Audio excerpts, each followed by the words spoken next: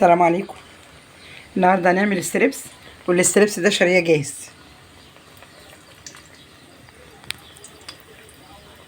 شارياه جاهز، بس عايزه اقول لكم حلو قوي عشان انا بتعامل معاه وبجيبه على طول، بيبقى سهل كده بالنسبه لي. هنعمل جنبه ايه؟ عملنا جنبه سلطه كول سلو، وهنحمر جنبه بطاطس، وهنحطه في سندوتشات الفينو. كفايه كده عشان الزيت ما يبردش. ادي عملناها في سندوتشات اهي. ستريبس اهي عسل اهي في الفينو كده عسل، ودي كانت شبهه اللي احنا شاريينه. والسلطه اهي كول سلو اهي.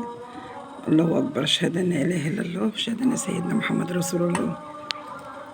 اكلنا النهارده سهل وبسيط.